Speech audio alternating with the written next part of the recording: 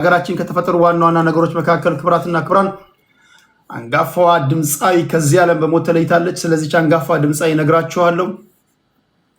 ሌላው በሀገራችን ፖሊስ ካደረሰን የወንጀል ስራዎች መካከል እዚህ ጋር አንድ ፎቶ ነው ማሳያችሁ። አንድ ግለሰብ ለሶስት ተከታታይ ቀናት ህፃናትን ሲደፍር የነበረ ግለሰብ ነው። በፖሊስ ተይዞ ጉዳዩ በፍርድ ቤት የታየ ነው የሚገኘው። ስለዚህ እዚህ ጋር ፎቶን ማሳያችሁ ሰው አለ። ሰው መሳይ አውሬ ይሉታል አንዳንድ ሰዎች። እንደዚህ ህፃናትን የሚተናኮል በነገራችን ላይ የአውሬ መንፈስ ነው።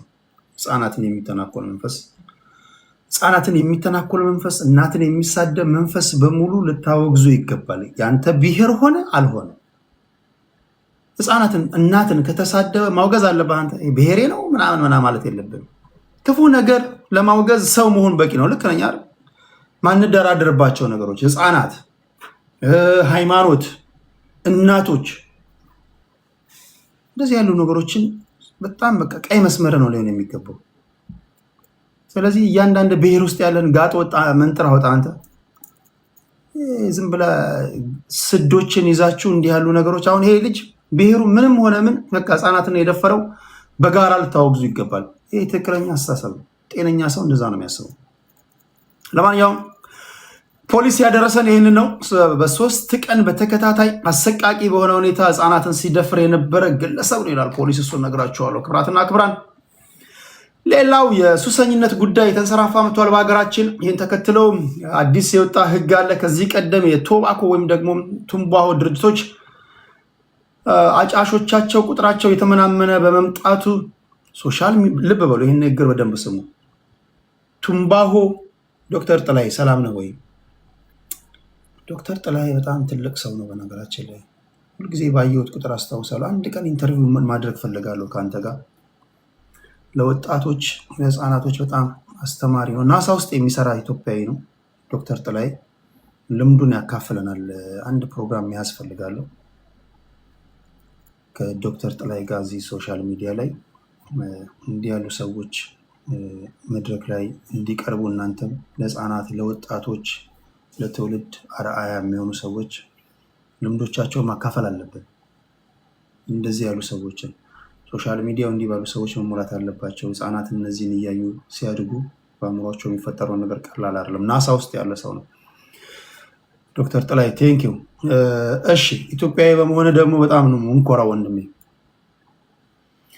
የቶባኮ ወይም የሲጃራ አጫሾች ቱምባሆ የቶባኮ ፋብሪካዎች አንድ በተሰራ ጥናት አጫሾቻቸው በተለይ እድሜ ጠገብ የሆኑ አጫሾቻቸው ቁጥራቸው እየተመናመነ ነው የመጣው። አሁን ወጣቶችን መያዝ ይፈልጋሉ። ወጣቶችን ለመያዝ ደግሞ አሁን ሲስተማቲካሊ ሶሻል ሚዲያ ላይ ተጽዕኖ ፈጣሪ የሚባሉ ሰዎች ቶባኮን አሽሞንሙኖ ሲያቀርቡላችሁ አንዳች ነገር አለ፣ መጠርጠር አለባችሁ። አንድ የወጣ ጥናት ፊታቸውን ወደ ሶሻል ሚዲያ ተጽዕኖ ፈጣሪዎች ያዞራሉ። በተለይ ወጣቱን ለመያዝ እንቅስቃሴ ጨርሷል የሚል ፕሮግራም ከዚህ ቀደም ሰርቼላችሁ ነበር። አሁን ከዚህ ጋር በተያያዘ በትምህርት ቤቶች ዙሪያ ቱምባሆ መሸጫ ሱቆች 500 ሜትር እንዲርቁ አዲስ ህግ ወጥቷል። ይሄ ለምንድን ነው? እሱን የምነግራችሁ ይሆናል። ሌላው በትምህርት ሚኒስቴር እና በአንድ የክልል ትምህርት ቢሮ መካከል ሰጣ ገባ ተጀምሯል። አንደኛው የክልል ትምህርት ቢሮ ተማሪዎችን ሚኒስትሪና ማትሪክ ራሴ ባዘጋጀሁት መንገድ ነው መፈተናቸው ብሎ ህግ አውጥቷል። ይህን ተከትሎ የትምህርት ሚኒስትሪና ማትሪክ ጥያቄዎችን የማውጣት ስልጣን ያለው የትምህርት ሚኒስቴር እንጂ የክልል የትምህርት ቢሮ አይደለም በሚል ሰጣ ገባ ውስጥ ገብቷል። እነዚህ ነገሮች የትኛው ክልል ነው ይህን ህግ ያወጣው? እሱን የምነግራችሁ ይሆናል። ከዛ ጋር በተያያዘ ሌላ የፊልድ ማርሻል ብርሃኑ ጁላ ንግግር አለ። እንደተለመደው ይሄ የባህር በር ጉዳይ ላይ ጀነራሎች ለማይቀረው ነገር ተዘጋጁ የሚል መልእክት አስተላልፈዋል። የህዝባዊ ወያኔ ሓርነት ትግራይና የፌዴራል መንግስቱ ሰጣ ገባ እንደቀጠለ ነው። ስለ ቲፒኤልኤፍ ማንም አዲስ ነገር አይነግራችሁም። አንዳንዶቻችሁ ስምሃል እንዲያለች ከበደ እንዲያለ አየለ እንዲያለ አይ ዶንት ኖ። በፖለቲካ ውስጥ የቆያችሁ ከሆናችሁ ቲፒኤልኤፍን ጠንቅቋችሁ የምታውቁ ከሆነ ስለ ቲፒኤልኤፍ አዲስ ነገር የለም አለ እንትና የሚባለው እንደው ጀስት ኮት ምናምን ለማድረግ ካልሆነ በስተቀር ዋው እንዲህ ነው እንደሚያስብል ነገር የለም። በተለይ ፖለቲካ ውስጥ ከቆያችሁ ቲፒኤልኤፍን ታውቃላችሁ ብዬ አስባለሁ። ከቲፒኤልኤፍ እና የፒፒ ወይም ደግሞ የብልጽግና ፓርቲ እሰጥ አገባቸው ምንድን ነው? እሱን በወፍ በረር ልቦና ያሳየኝ እነግራችኋለሁ። በነገራችን ላይ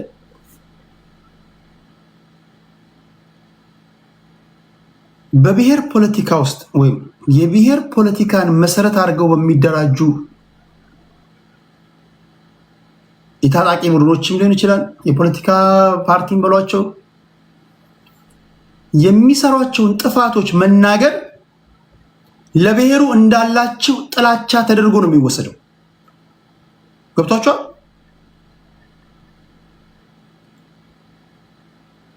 መተቸት፣ አጌንስት ከታጣቂ ቡድኖች የሆነ ዜና ማቅረብ ለነሱ ካላችሁ ጥላቻ የመነጨ ዜና እንደሆነ ነው እንጂ የሚቆጥሩት እውነት ነው ብሎ አይቀበሉም። ሰማይና ምድር ያልፋሉ እንጂ አንድ ቲፒኤልኤፍ ደጋፊ ትግራይ ውስጥ አፈሳ አለ ብላችሁ ብትነግሩት አይቀበልም። ይቀበላል? አይቀበልም። ሰማይና ምድር ያልፋሉ እንጂ አንድ የፋኖ ታጣቂ ቡድን ሴቶችን ደፍሯል ወይ ህፃናትን ገድሏል ወይ ንጹሃን እንዲያርጓል ብላችሁ ዜና ብታመጡ አይቀበልም። ሰማይና ምድር ያልፋሉ እንጂ የኦነግ ታጣቂዎች ንጹሃኖችን ገድሏል ብላችሁ ዜና ብታመጡ የኦነግ ደጋፊዎች አይቀበሏችሁም። ታስዋል። ታጣቂዎች የመጀመሪያ የሚጎዱት የወጡትን ማህበረሰብ ነው። በዚህ መሃል ማን ነው የሚጎዳው ካላችሁ ንጹሃን ዜጎች ይጎዳሉ። ለንጹሃን ድምጽ መሆን አይቻልም። አሁን በእኛ ሀገር ነባራዊ ሁኔታ ለንጹሃን ሞት፣ ለንጹሃን እልቂት ድምጽ መሆን ማትችሉበት ደረጃ ላይ እንደደረሳችሁ አይደል? አብዛኞቻችሁ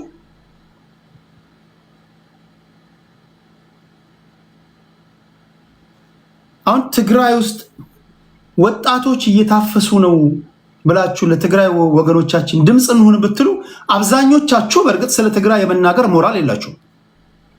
አብዛኞቻችሁ የመናገር ሞራል የላችሁ። ለምን? ትግራዮች አሁን ስለነሱ ስትናገሩ ፕሮፋይላችሁን ቼክ ያደርጋሉ። ትላንት ከትላንት ወዲያ ስለዚህ ህዝብ ምን ስትናገሩ ነበር? አብዛኞቻችሁ የተበላሻችሁ ናቸው። አብዛኞቻችሁ የተጨማለቃችሁ ናቸው። አሁን ደርሶ አዛኝ ሆናችሁ ምናምን አይደለም። ይሄ ሀቅ ነው። ትላንት ህዝቡን እንደ ህዝብ ስትናገሩ የነበራችሁ ናቸው አብዛኞቻችሁ። አሁን ዛሬ ታፈኑ እንደዚህ ምናምን ስትሉ ላይቀበሏችሁ ይችላሉ። የብሔር ፖለቲካ ውስጥ ያሉ ሰዎች እንደዛ ነው የሚያዩዋችሁ። ስለ አማራም ስትናገሩ ተናጋሪው ነው ያሉ፣ ስለ ኦሮሞም ስትናገሩ ተናጋሪው የሚያዩት ለዛ ነው። አብዛኞቻችሁ የተጨማለቃችሁ ናቸው። ዛትስ ዋይ ትላንት ምን ስትል ነበር የምትባባሉት ለዛ ነው።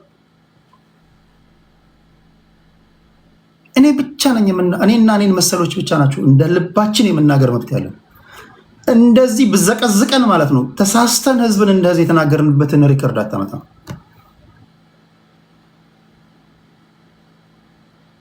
በኤአይ እንኳን አቀናብር አታመጣም። ለምን? ከህፃናታችን ጀምሮ ልምዳችን ነው ህዝብን ከፖለቲካ ፓርቲዎች ነጥለን እንዴት መናገር እንዳለብኝ እኔ ያውቃል።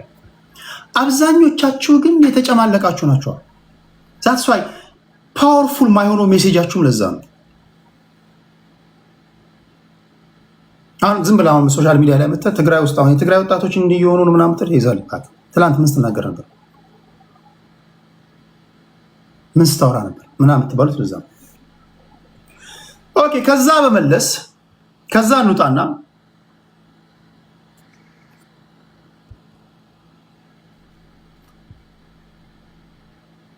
ስለሚታፈኑ ወጣቶች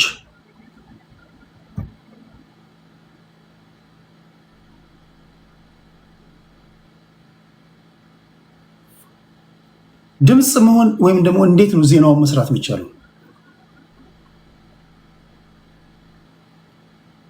ገለልተኛ ተቋማቶች፣ የሰብአዊ መብት ተሟጋች ሰዎች፣ ኢቭን ትግራዋይ ራሱ የምታውቋቸው ማውቃቸው፣ ቅድም ስገባ ራሱ ወደዚህ ከመግባቴ ፊት ደውለው ያወሩኝ ማውቃቸው እየታፈስን ነው እያሉ ነው። እናቶች እያለቀሱ ነው እያሉ ነው።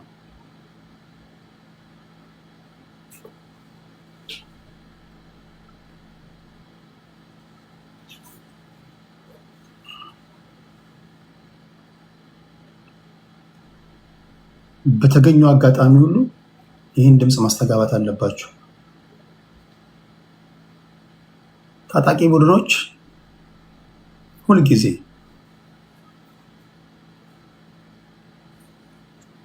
ለህዝቡ ይራራሉ ካላችሁ ተሳስታችኋል። አንድ እስክትቀር ድረስ ያስገድላል። they don't care። ወንድሞቼ ወገኖቼ፣ እኔ መመክረህ ለማይረባ ነገር ህይወትን እንዳታጣ ፕሊዝ። እኔ ቴዎድሮስ ጌታሁን የወጣሁበት የማንኪያ ነገድ ከፈለገ የማንኪያ ብሔር ገደል ሊገባ ይችላል። አይ ዶንት ኬር። መጀመሪያ ራሴን ነው ማለት እደግመዋለሁ። የኔ ብሔር የማንኪያ ብሔር ከፈለገ ገደል መግባት ይችላል። እኔ በግለሰብ ደረጃ ካልተከበርኩኝ፣ እኔ ካልተጠቀምኩኝ፣ አንድ አየለ ከበደ ለሚባል የማንኪያ ብሔር ሙት ብትለኝ ወይ በአንተ ስም እንታጠቅና ዝመት ብትለኝ እኔ ግለሰባዊ ነኝ። መጀመሪያ ራስ እኔን ማክበር አለብን። እኔን በግለሰብ ደረጃ ማክበር አለብን። ኖ ቴዲ እንደ ማንኪያ ብሔር ነው የምናከብር ሰብስበ ካልክ አፍንጫን ላስላሉ አይ ዶንት ኬር። እኔም ማከብርህ በግለሰብ ነው። የኔ ሀሳብ በጣም በግለሰብ ደረጃ አከብርሃለሁ። እኔ ሰው አከብራለሁ፣ ደስ ይለኛል ሰው ማክበር። ክብሬን ከነካህ ግን ሳልጨርስ ጨርሰኝ። ንግግሬ ግልጽ ነው።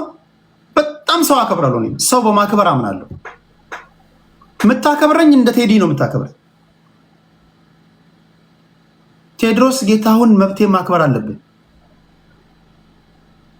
የኔን መብት ካከበርክ ሬስቶራንት አገኘው፣ መንገድ ላይ አገኘው፣ ከሚስት ጋር አገኘው፣ በቃ ሳልገልህ ግደለኝ። እኔ በክብሬ አልደራደርም። ማስከበር የምፈልገው ባለሁበትም ሀገር ሲስተሙ ይሄ ነው። ባለሁበት ሀገር መብቴን ከጣስክ እንዲህ መብቴ ተጠሷል እንዲህ የሚባል ሰውዬ ብዬ ነው የምደውለው። ያለሁበት ሀገር ሲስተሙ ይሄ ነው። የግለሰብ መብት ሳይከበር የቡድን መብት ሊከበር አይችልም። በማላቃቸው የቡድን መብት ስብስብ ውስጥ እንደ ችቦ ታስሬ መብት ተከብሯል የምትለኝ መብት ሻሙ አይደለም እኮ ዝም ብለህ የምታድለው። ሁላችሁ የምታገል ያለባችሁ ስለ ግል መብታችሁ።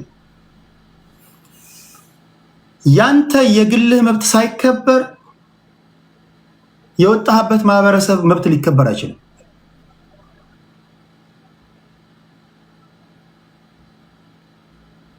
ንግግር ያልገባችሁ ግለሰብ ነው ሉዓላዊው። እኔ አሁን ብትበድለኝ አንተን ነው። አሁን ትዕግስት ለምሳሌ ብትበድኝ አንቺን ነው ልከስሽ የምችለው። የወጣሽው ከአማራ ብሔረሰብ ሆኖ ብትበድኝ አማራን ከሳለሁ ብዬ ፍርድ ቤት ልሄድ አልችልም። እችላለሁ ወይ? ትግራዋይ ብትሆኝ ትግራዋይ ልከስ እችላለሁ? ኦሮሞ ብትሆኝ ልከስሽ እችላለሁ? ልከስሽ አልችልም። ግለሰብ ነው ሉዓላዊ። ልከሰብ መጥሪያ ልሰጠው የምትችለው። ስለዚህ አብዛኞቻችሁ ከዚህ እሳቤ ካልወጣን የዜጎቻችን መከራ ይቀጥላል። ሁለተኛ በቡድን እሳቤ ውስጥ ፍላጎት ሊሟላ አይችልም።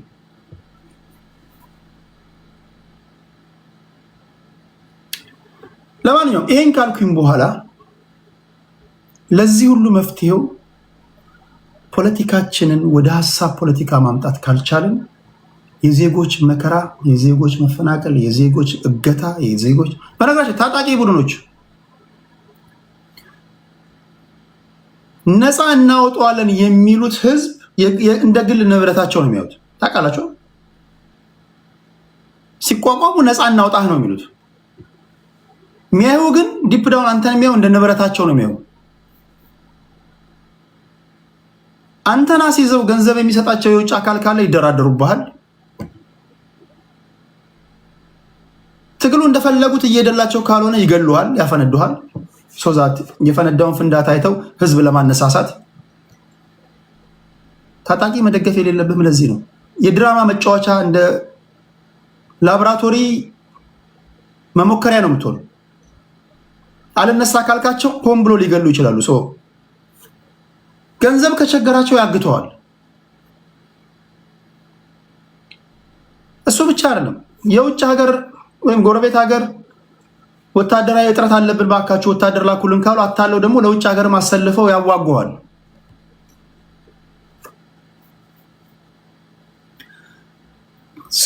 ይሄ ሁሉ መስቀልቅል የፈጠረብን የፖለቲካው አለመስተካከል ነው የሚል እምነት አለኝ። እንዲስተካከል ድምፅ ከመሆን ጎን ለጎንም ፖለቲካው እንዲስተካከል ማውራት አለብን። ከዚህ የብሔርን ፍሬም አበጅቶ ፖለቲካ ከመስራት ከዚህ ካልወጣን አስቸጋሪ ነው። ይሄን ነው እያልኩ ያለሁት። ግራ ከዚህ ከምናራምደው ፖለቲካ ካልወጣን መከራችን ይቀጥላል። በተለይ ከሀገር ውጭ ያላችሁ ኢትዮጵያውያን እንደሆነ አፈርሶ እኔ በመድኃኒዓለም እንደው አፈርሶ እንደው አሜሪካ ኢሮፕ ተቀምጠ አማራ ኦሮሞ ስልጤ ትላለ። እኔ የትኛው የአእምሯችሁ ክፍል እንዲህ እንድታስቡ እንዳደረጋችሁ ባቅ ደስ ይለኛል። ቆይ ባላችሁበት ሀገር ላይ አሜሪካ ውስጥ የአሜሪካ ፖለቲካ እንዴት ነው? ኢሮፕ ውስጥ ፖለቲካቸው እንዴት ነው? እንዴት ደግነቱ ስለምትኖሩበት ሀገር ፖለቲካ ምንም አታውቁም አብዛኞቻችሁ። አውሩ ቢላችሁ ሁለት መስመር አታወሩ እንጂ እኛ እኮ ከኛ ሲሆን የሚጠበቀው ነገር ስላለንበት ሀገር ፖለቲካቸውን እንዴት ነው የሰሩት? የተማርነውን ያየነውን ለዛ ለምስኪን ህዝብ እንዲዘምን መምከር የነበረብን ልክ አይደለም። እኔ አፈርሰው አሁን ኢሮፕ ተቀምጠ የኢሮፕን ፖለቲካ እያየ አሜሪካ ውስጥ ፖለቲካቸው እንዴት እንደሆነ እያወቅ አንተ ያየኸውን የማየት እድል ላላገኘ ሰው አማራ፣ ኦሮሞ፣ ትግራይ እያልክ ትናገራለህ። አሁን ባለህበት ሀገር ላይ እንደዛ ነው ፖለቲካ የሚሰሩት። አንዳንዶች ኖ ቴዲ ምንድነው የምታወራው? ያለው እኮ የብሔር ፖለቲካ ነው። አይ ነው ያለነው የብሔር ፖለቲካ ነው። አንተ ታዲያ ከሀገር የተሰደድከው ለምንድን ነው? ከሀገር እኮ የተሰደድከው የተሻለ ስልጣኔ ወዳለበት ሀገር እኮ የሄድከው ያየኸውን እንድትሰብክ እኮ ነው። ብዙ ጊዜ የምናገረው ነጋድራስ ገብረሕይወት ባይከዳኝ የሚባል የ19ኛው ክፍለ ዘመን ምርጥ ኢትዮጵያዊ ምሁር የአድዋ ሰው ናቸው። ለ3 ዓመት ነው ጀርመን ሄዱ። ለ3 ዓመት ኢትዮጵያና የህዝብ አስተዳደር የሚል መጽሐፍ አላቸው። ጀስት ለ3 ዓመት ነው ነጋድራስ ወደ ጀርመን የሄዱት። ጀርመንን አይተው ኡኡን ያሉት ነጋድራስ የህዝብና የኢትዮጵያና የህዝብ አስተዳደር የሚለው መጽሐፍ የጻፉት ከዛ በነሳት ነው። ፖለቲካችን መሆን ያለበት እንዲህ ነው አሉ።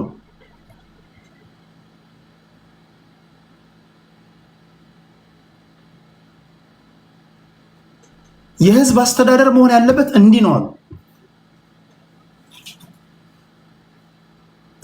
ከኛም የሚጠበቀው ይሄ ነው አለልህ እዚህ ጋር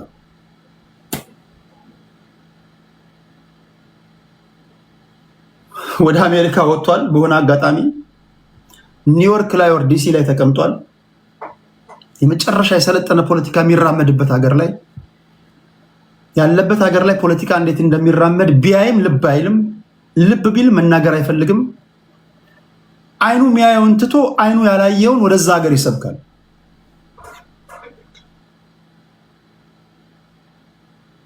እንዴት የሰለጠነ ሀገር ላይ ተቀምጠ ያልሰለጠነ ትንታኔ ትተነትናል? ምን በልተ ነው? ቆይ እንዴት ነው ግን የሚመጣላችሁ? አሁን የሰለጠነ ፍጹም የሰለጠነ ሀገር ላይ ተቀምጣችሁ አይናችሁ የሚያየውን ነገር ሀገራችሁ ላይ እንዲሆን ለምንድን ነው መስበክ የከበዳችሁ? መንግስት እንዴት ነው የሚቀየረው? ኢንፍራስትራክቸር እንዴት ነው የሚገነቡት? ድሬኔጃቸው እንዴት ነው? ሲስተሙ እንዴት ነው?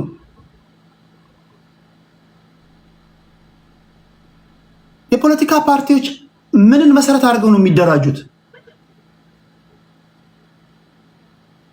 አብዛኞቻችን የመጨረሻ መናጢ ከምትባለው ከደሃ ሀገር ወጣን እንጂ ካልሰለጠነች ሀገር ወጣን እንጂ ካልሰለጠነች ሀገር ወጥተን የሰለጠነ ሀገር ላይ ዝም ብሎ ስጋችን ገባ እንጂ ውስጣችን ስቲል ያልሰለጠነው እንትን ያለን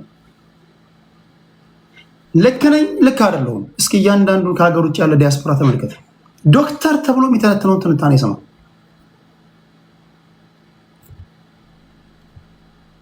ፕሮፌሰር ተብሎ የሚተነትነውን ትንታኔ ስማ። ይህ ዶክተር እንዴት ያለ ትንታኔ ነው የሚሰጠን? እስኪ እንዴት ያለ ካላየነው ግን ሊያሳየን ይችላል ምናምን ብለህ ስታደምጠው አማራን ቁረጥ ይላል፣ ኦሮሞን ቁረጥ፣ ትግራይን አጥፋ ይላል።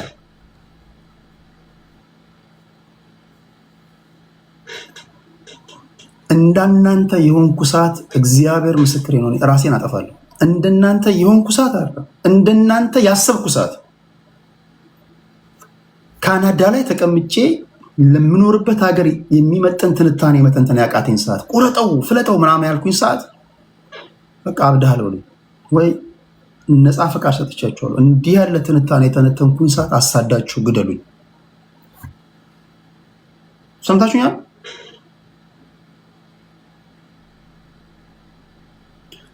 እግዚአብሔርን ማመሰግነው እንደዛ ነው። እግዚአብሔር የተመሰገነ። እኔ ብቻ አይደለም፣ በጣም ብሩህ አእምሮ፣ በጣም በጣም በጣም በጣም ቀና ቀና የሚያስቡ በጣም ሚሊዮኖች አሉ። ችግሩ ወደ ሚዲያው አልመጡም። ለዚህ ለገባንበት ውጥንቅጥ ሁሉ መፍትሄ ብዬ የማስበው ፖለቲካውን ማዘመን ነው የሚል እምነት አለኝ። እሺ፣ ትግራይ ክልል እየታገቱ ላሉ ወገኖቻችን ድምፅ መሆን አለብን። ከየት የመጣ ነው እገታው ለምንድን ነው በሚል ጥያቄ ለተነሳልኝ ነው። ሁላችሁንም ከልብ ከልብ ነው ዘቅዝቀን እንሰቅላለን። እሺ እንካሽ። የመጀመሪያ ወሬ ልንገራችሁ ክብራትና ክብራን። እሺ እቺ አርቲስት የሞት ዜና ነው ያለው። ሰዓት ነው የፈጀሁት እናንተ በቃ። እኔ ግን ሰባኪ ብሆን ግን አይ ቲንክ እኔ ማይክ መለቅ አይመስለኝም። ከሙዚቃ ህይወቷ በኋላ ወደ መንፈሳዊ ህይወት መጣ ነበር። በጣም የሚገርማችሁ መኪና ውስጥ የራሄልን ስራ እያደመጥኩኝ እያለ ነው፣ አራዳ የሚለውን ሙዚቃዋን እያደመጥኩኝ እያለ ነው አንድ ግጥም አለ። በጣም አገላለጹ ገርሞኝ እንደውም እያልኩት ነበር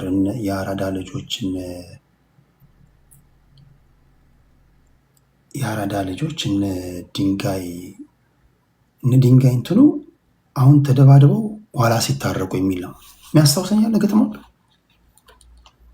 የአራዳ ልጆች እሱን ሙዚቃ እየሰማሁኝ ወዲያው ዜና አነበብኩኝ። ከዚህ ዓለም በሞት ተለየች ምናምን የሚል ዜና ማለት ነው። አራዳ የሚለውን ሙዚቃዋን እየሰማሁ ነበር እና እግዚአብሔር ለወዳጅ ዘመድ ቤተሰቦቿ መጽናናትን ይስጥ። ከአራዳ በተጨማሪ ምኒልክ የሚል ስራ አላት። ይዳኘኝ ሰው እና በርካታ ስራዎቿን ለህዝብ ያቀረበች ናት። ያ የአራዳ ልጆች እነ ድንጋይ ኳሱ አሁን ተደባድበው ኋላ ቆይ እስኪ የአራዳ ልጆች እነ ድንጋይ ኳሱ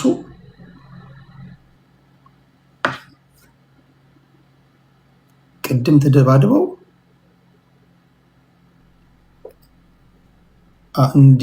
ትክክል ታይም የአራዳ ልጆች እነ ድንጋይ ኳሱ ስለ አራዳ የራሄልን አራዳ የሚለውን ስሙ እዚህ ላይ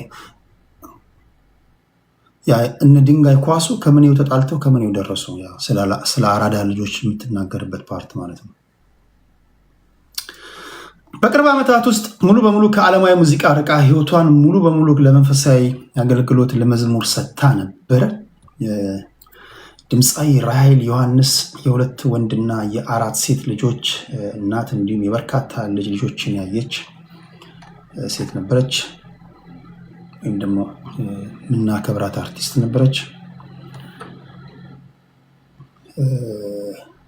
ስርዓተ ቀብሯ ትናንት ተፈጽሟል። በኢትዮጵያ ሙዚቃ ታሪክ ውስጥ በተለይም በዘመን አሽሬና አበባ ላይ ስራዎቿ የምትታወቀች እዚህ በፎቶ የምታወታ አርቲስት ራሄል በአዲስ አበባ ሀገረ ስብከት ወዳጅ ዘመዶቿ በተገኙበት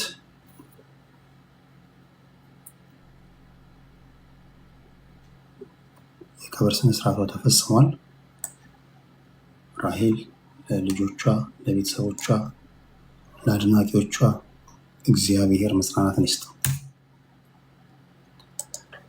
ከዚህ ስንመለስ ብንሄደው እንደተለመደው ፖሊስ ወዳደረሰን ሪፖርት ነው።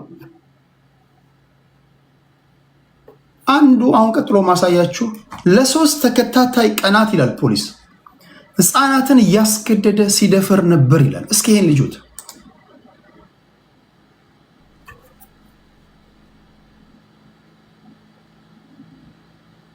ዜናውን ስሰማ መጀመሪያ በጣም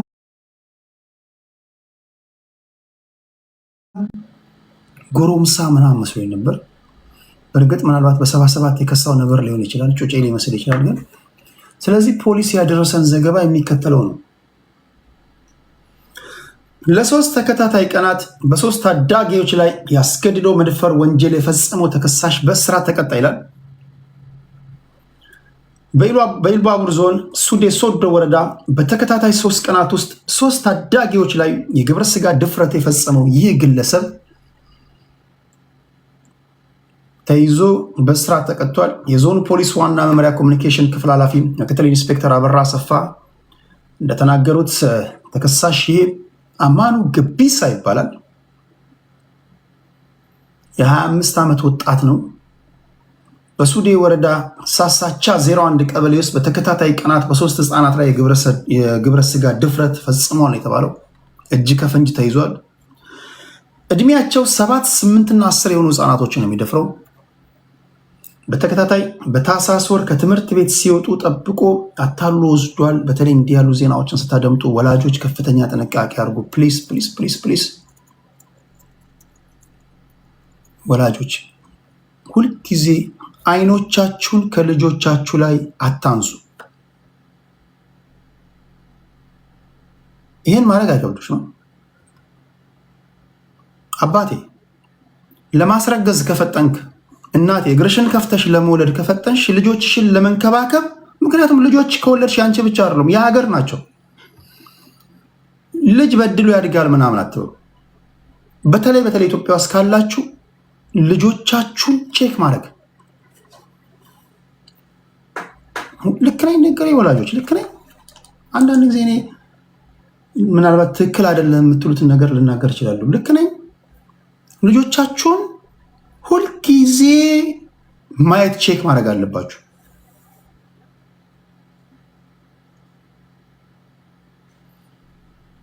ይህ ሰው እድሜያቸው 7፣ 8 እና 10 የሆኑ ታዳጊዎችን ከትምህርት ቤት ሲመጡ እያፈነ እየወሰደ ይደፍራቸዋል። ይኸው ተከሳሽ ታህሳስ 17 ቀን 2018 ዓ.ም ከቀኑ 7 ሰዓት ላይ የ10 ዓመት ዕድሜ ያላትን ታዳጊ የመድፈር ጥቃት የፈጸመባት ሲሆን ታዳጊዋ በደረሰባት የጤና መታወክ ለምርመራ ወደ ጤና ጣቢያ በሄደችበት ወቅት የመደፈር ጥቃት እንደደረሰባት ይናገራሉ የሕክምና ሰዎች። ከዛ ፖሊስ ይህን ጉዳይ ይሰማል። ፖሊስም ከተጎጂዋ ሙሉ መረጃዎችን ከወሰዱ በኋላ ክትትል ማድረግ ይጀምራሉ። ይህ ድርጊቱን የፈጸመው ግለሰብ በአንድ የእምነት ስፍራ ራሱን ሰሽጎ ሲንቀሳቀስ በቁጥጥር ስር ውሏል ነው የሚሉት። ተከሳሹ በቁጥጥር ስር ከዋለ በኋላ የፖሊስ ምርመራ ሂደቱን በሚያሰፋበት ወቅት በዚህ ተከሳሽ ላይ በተከታታይ ቀናት የመደፈር ጥቃት የደረሰባቸው ህፃናቶች ይገኛሉ። እነዚህ ታዳጊዎች ወዲያው አስፈላጊ የጤና ምርመራ ተደርጎላቸው በተገኘ ውጤት በተመሳሳይ የመደፈር ጥቃት እንደደረሰባቸው የሕክምና ሰዎች ያረጋግጣሉ።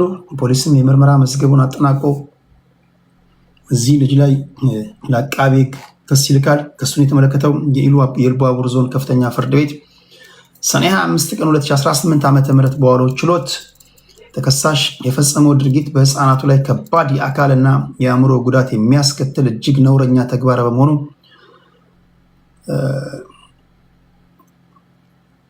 አቃቤ ሕግ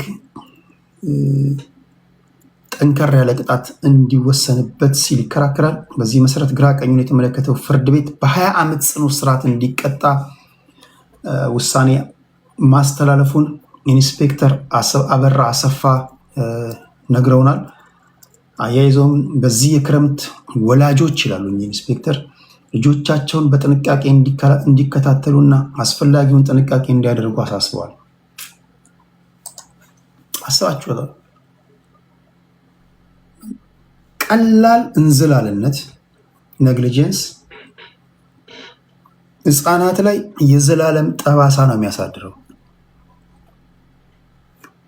ስለዚህ ለዛ ነው ወላጆች በተለይ እንዲህ ያሉ ዜናዎችን ስትሰሙ ልጆቻችሁን እንደ አይናችሁ ብሌን ተንከባከቧቸው፣ ጠብቋቸው። እየሰማን ያለናቸው ዜናዎች በሙሉ እጅግ በጣም አሳፋሪዎች ናቸው። በዚህ ረገድ መንግስት ምን ማድረግ እንዳለበት እንግዲህ የሚመለከታቸው አካላት ህጉን ጠበቅ ማድረግ አለብን። ሌላው ከዚህ ከህፃናት ጋር በተያያዘ በትምህርት ቤቶች ዙሪያ የትንባሆ መሸጫ ክልከላ ርቀት ወደ 500 ሜትር ከፍ እንዲል በህግ ተወስኗል። የአዲስ አበባ ምግብ መድኃኒት ባለስልጣን ይሄው ባለስልጣን ከዚህ ቅድም ስነግራችሁ ነበር የትንባሆ አምራች ኩባንያዎች በተለይ ኢትዮጵያ ውስጥ ያሉ በተደረገ አንድ ጥናት እድሜ ጠገብ አጫሾቻቸው በሞት እየተነጠቁባቸው ስለሆነ፣ በነገራችን ላይ አንድ ጥናት እንዳመለከተው የአጫሾች ቁጥር በጣም በከፍተኛ ሁኔታ እየቀነሰ ነው፣ በተለይ አዲስ አበባ ውስጥ። ስለዚህ ትንባሆ ወይም ደግሞ ሲጃራ አምራች ኩባንያዎች ደግሞ አጫሽ ይፈልጋሉ። የአጫሾች ቁጥር እየተመናመነ ነው። አይዶ ነው በምን ምክንያት እንደሆነ አላቅም። ኑሮ ራሱ እያጨሰ ይሁን አላቅም። አይዶ ነው ብቻ ግን በተለያዩ ምክንያቶች አጫሾች የግንዛቤ ማስጨበጫ ትምህርቶችም እየተሰጣቸው ምናምን ወደ ስፖርታዊ እንቅስቃሴ እየገቡ በልዩ ልዩ ምክንያቶች በከፍተኛ ሁኔታ እየቀነሰ ነው። ይህን ተከትሎ የትንባሆ አምራች ድርጅቶች ማስታወቂያዎቻቸውን በሶሻል ሚዲያ ተጽዕኖ ፈጣሪዎች አማካኝነት ለማስተዋወቅ እንቅስቃሴ እያደረጉ ነው የሚል ጥናት ነግሮ ነበር። አካሄድና ስርዓት ከሐምሌ 22 እስከ 24 ባለው 2018 ማለት ነው እንዲሰጥ እቅድ ይዘናል። ይህ ሆኖ እያለ ክልሉ በራሱ መንገድ ፈተና ቢፈተን በሀገሪቱ የትምህርት ስርዓት መሰረት ውጤቱ ተቀባይነት አይኖረውም። ስለዚህ ተማሪዎቹ ክልሉ የሚያወጣውን ፈተና ቢፈተኑ የትምህርት ሚኒስቴር አይቀበልም ማለት ነው። ካልተቀበለ ደግሞ በዩኒቨርሲቲዎቹም ሊሆን ይችላል በኮሌጆች ገብቶ ለመማር አይቻልም ማለት ነው። ስለዚህ ያ ሳይሆን በዚህ መሀል የሚጎዱ ተማሪዎች ናቸው። ይሄ ነገር በሰከነ መንገድ ሊፈታ የሚችልበትን ነገር መፈለግ አለባችሁ ሁለታችሁም አካላቶች። ነገ 2 ጨዋታዎች አሉ። የስዊዘርላንድ እና ኮሎምቢያ እንዲሁም ደግሞ ስዊዘርላንድ እና ኮሎምቢያ በኔ ሰዓት አቆጣጠር ምሽት 4 ፒኤም፣ አርጀንቲና እና ግብፅ 12 ሰዓት። አርጀንቲና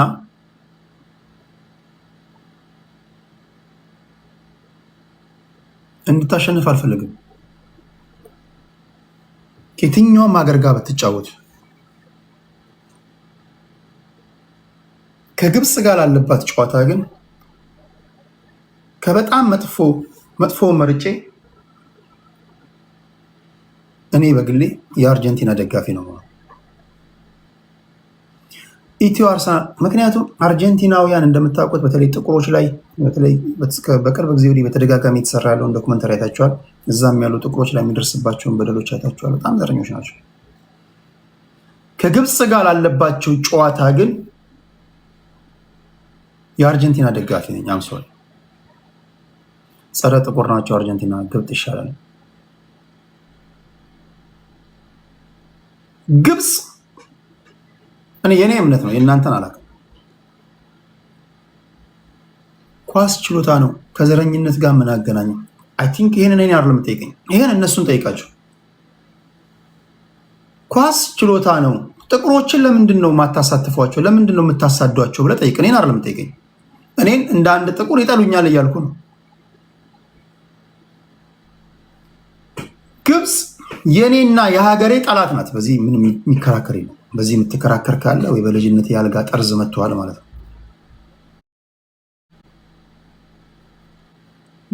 ግብፅ የኔን ውድቀት የምትመኝ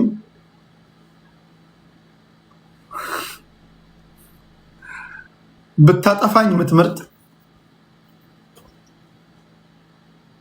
ስትነሳም ስተኛም ኢትዮጵያ የምትባል ሀገር እንድጠፋላት የምትመኝ ሴራ የምትጎነጉን ሀገር ናት። አርጀንቲና ደግሞ ጥቁሮችን ትጠላለች። አርጀንቲና በሀገር አርጀንቲና በተለይ ጥቁሮች መከራ እየደረሰባቸው ነው።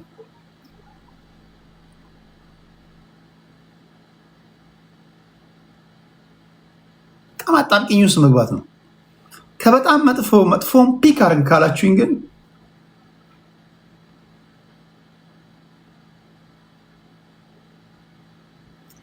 እኛ ቅኝ የተገዛን ህዝቦች ስለሆንን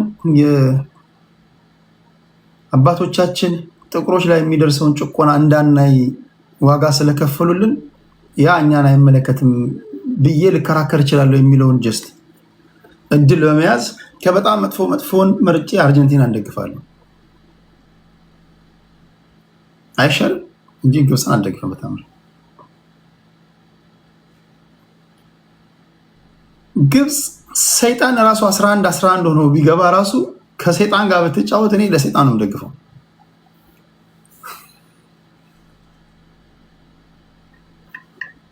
በሀገሬ ከመጣ አይዶን ኬረን ሮዝ ለስነኝ ነኝ።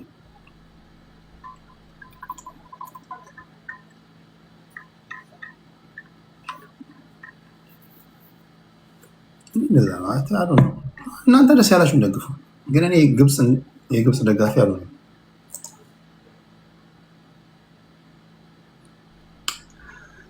እሺ አድማጮቼ፣ የጠቅላይ ሚኒስትሩን የፓርላማ ንግግር እያሉ ነው። እሱን መስማት አለብኝ። ነገ በጠቅላይ ሚኒስትሩ ንግግር ዙሪያ ላይ ውይይትም ስለምናደርግ